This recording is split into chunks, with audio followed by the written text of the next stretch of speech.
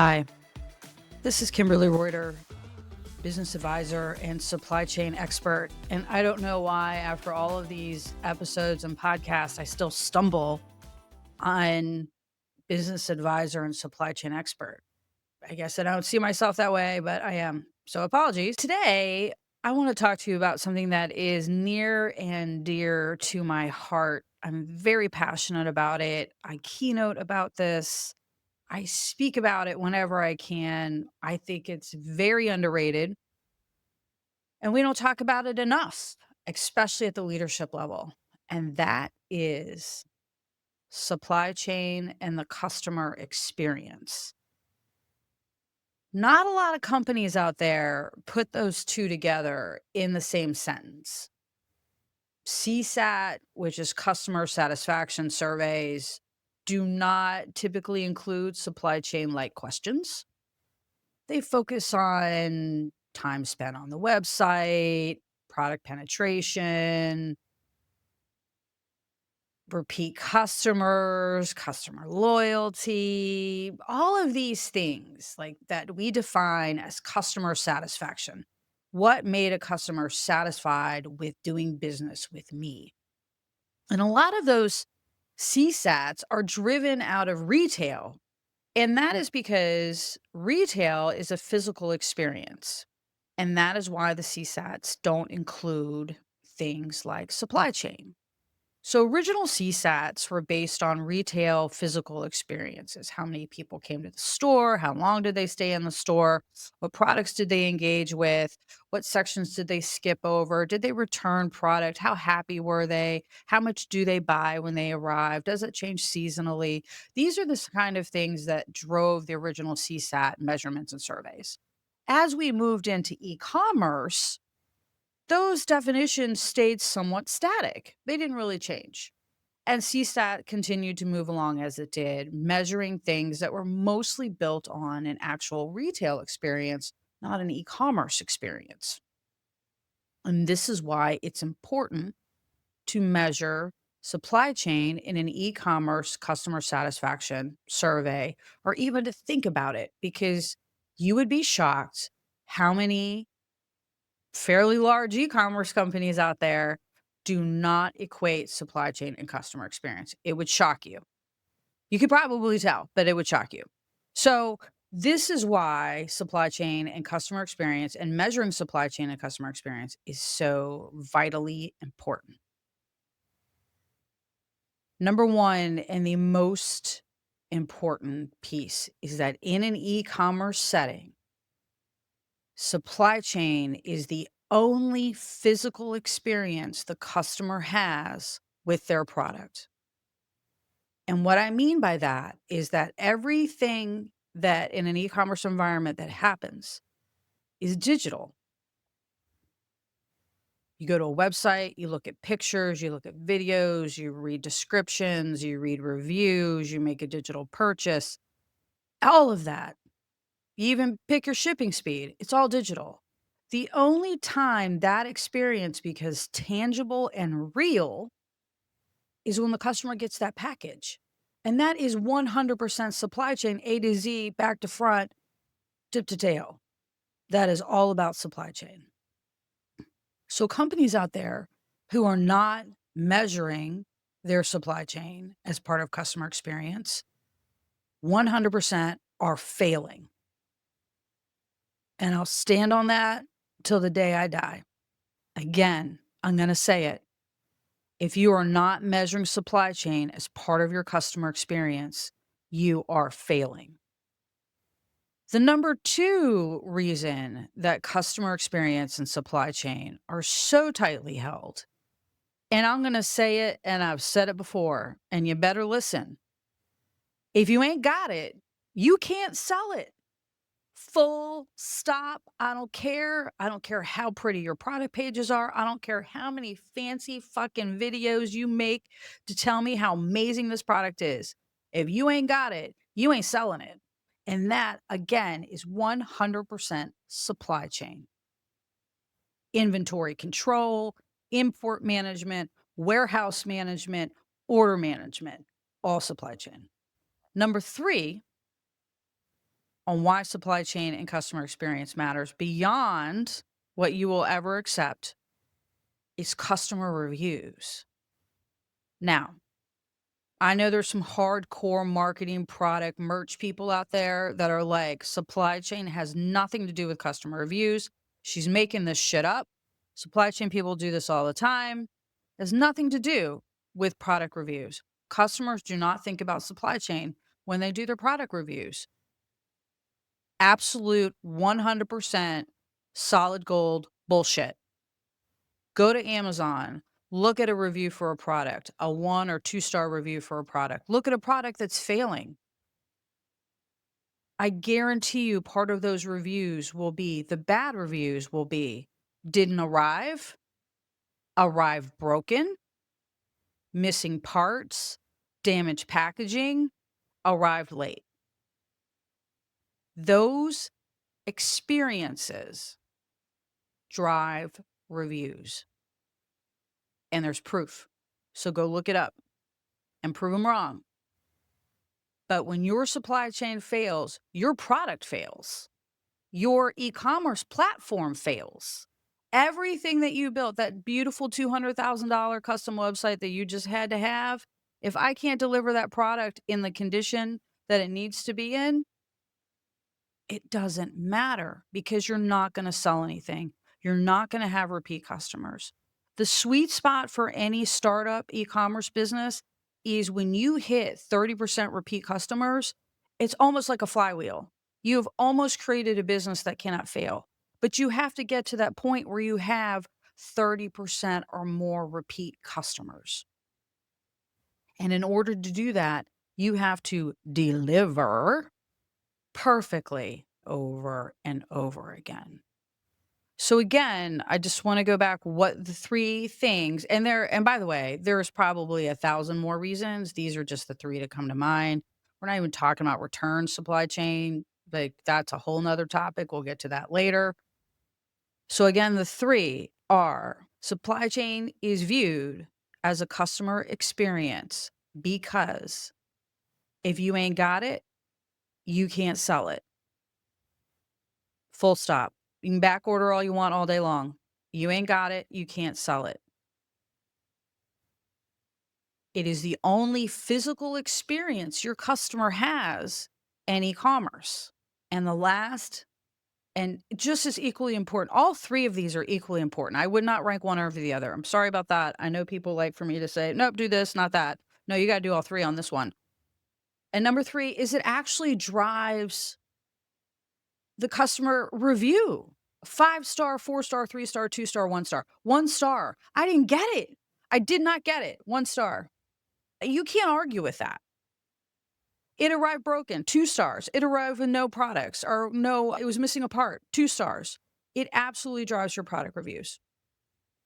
So you have to think about supply chain as part of the customer experience. You cannot think about it as some standalone expense that sits over here that we have to have and we can't stand talking about it.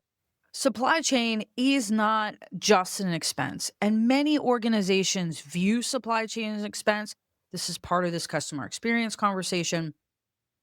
That's how they look at supply chain. That's how they treat supply chain. That's how they pigeonhole supply chain. Is this sort of necessary evil that we have over here? We've pigeonholed it in the corner. It sucks money out of us. We don't like to talk about it, and we ignore that it happens.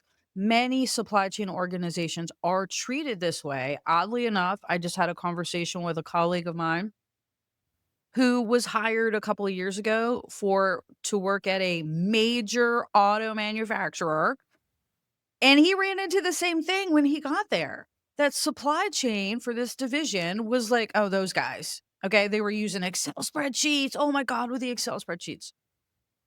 So supply chain is often put over to the side. And in order to make supply chain and customer service work well together, you have to start looking at supply chain as a strategy. It is not just tactical.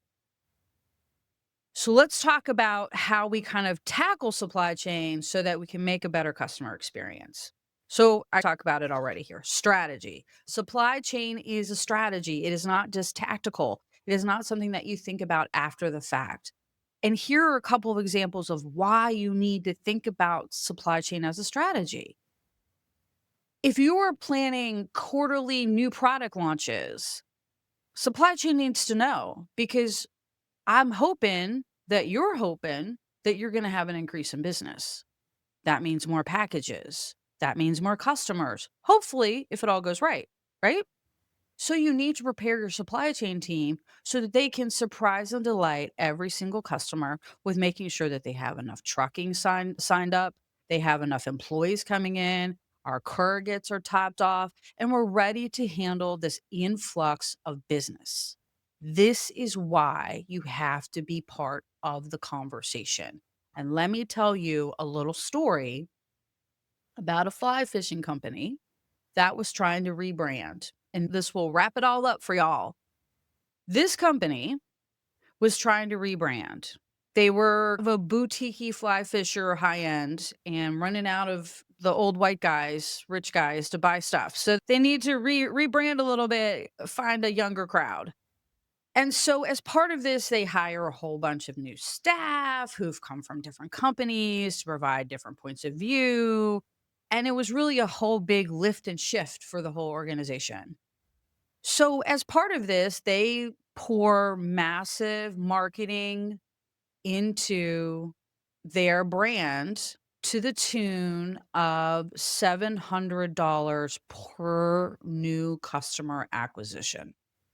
So, for those of you who are not in this crazy e commerce business, what that translates to is they were spending $700 in ads, marketing spend, email targeting, all of these other things to grab your attention and get a new customer. And that was costing them the tune of about $700 to get a new customer to come in the door.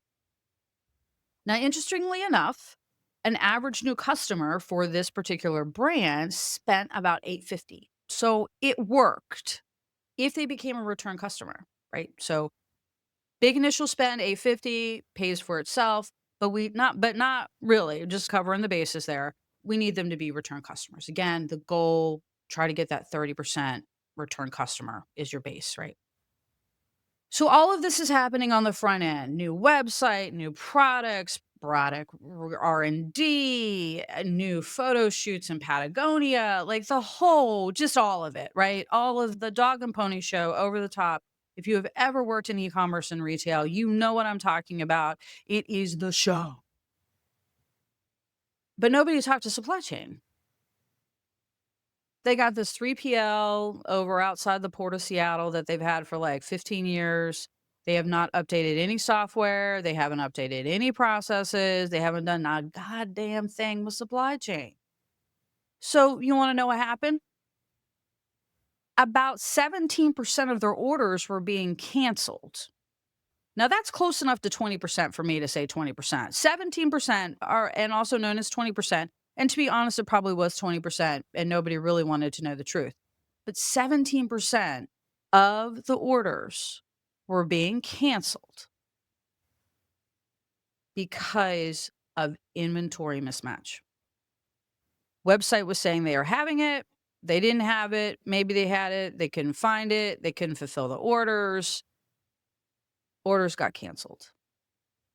15% of orders, 17% of orders got canceled. That is the equivalent of just burning $700. Just burn it in the parking lot. Just make a pile of money on a weekly basis, put it in your parking lot, have beer, make it a party. Serve some drinks, marshmallows, what the fuck ever. But burn that money in the parking lot. That is the equivalent of what they were doing because they did not have supply chain tight. So my point, and I hope you got this, is that it does not matter what you're doing on the front end, how fabulous your website is, how many celebrities that you have in, no matter how good your pricing is. If supply chain fails, you fail the customer. End of story, and it will impact your business. So you have to have supply chain as part of your strategic decision. We're doing a product launch. We're having a celebrity come in. We're doing this. We're going to have a big sale. We're having a spring sale. We're having a fall sale. We're going to do a big buy. These are the conversations that supply chain has to be a part of. They have to be a part of the conversation, the annual strategic 3-year, 5-year planning process. They need a voice in that, and they need to be aware that it's coming. Because if you do not, every single one of these will fail. I have another great story for you, and this one will blow your socks off. Working for a luxury retailer, we don't need to say who, sales are a little slow around Christmas. We're a little concerned. So at the last minute, I think it was on the 20th or the 21st before Christmas, the merchants decide to have a 30% off sale. Fabulous. It makes sense. Sales are slow. We're trying to hit that last customer, right? Try to get that last buy, save it for the year. And from a business perspective, anyone who's in business, like, yeah, of course. Why wouldn't they do that, Kim? Like, I don't understand what your point is. The problem is they didn't tell supply chain. They did not tell supply chain that they were going to do this. So guess what happened? We knock everything 30% off right before the holidays. We see about a 22% jump in orders, right? It's right before Christmas. You're expecting it anyway, a little bit of a last minute shopping jump, but way more than that was expected. Way more. And as everybody knows, right before Christmas, they're in a lick of capacity in any network in the world. UPS, DHL, FedEx, USPS, they are all so under pressure and so tight that no capacity available, period. Over 30% of those orders were canceled. Over 30% of those orders were canceled because they were not going to arrive before Christmas. So it isn't just the lost sales, the sadness about that the 30% sale worked, but then it failed. Yeah, they lost a lot of sales. But you know what else they did? They upset a lot of customers. A lot of people banked on getting a good deal for a Christmas present, and they failed. And they failed not because supply chain failed. And that was the argument. And that was the many very difficult conversations that happened after all this shit went down. This was not a supply chain fault. This was a communication issue, and this was an executive communication issue. Because the one thing that needed to happen when that decision was made is that the chief merchandising officer needed to pick up the phone and call the chief supply chain officer and say, yo, dude, we got a thing coming. And we may have been able to do it. We would have had more notice. We could have lined up trucks, or we would have said, we're not going to be able to support it. Don't disappoint the customer. So another example of where that has failed. So all execs, and I talk about this is what I just mentioned. Another thing in order to combat this is every single exec has to be part of the supply chain conversation. Supply chain has to be part of every executive conversation. They are not the maintenance crew. They are strategic partners in your business. They will impact your customer expectations and their satisfaction. I think I've touched on all of my points, and I hope that you have felt my passion with supply chain and customer experience. Supply chain is part of the strategic conversation. Supply chain is the number one driver for customer satisfaction. And you can see this in there are many studies out there. 85% of new customers do not return if they have a bad delivery experience. Okay. So back to that stat about the fly fishing company. 85% of your new customers do not return if they have a bad fulfillment experience. Supply chain is part of the strategic conversation. Supply chain drives customer experience. Please remember this. Please take this back to the office. Please share this podcast with people. If you want to have them hear my point of view and you agree with it, share it with people. That is all I have for you today. Thank you for tuning in, and I will talk to you tomorrow.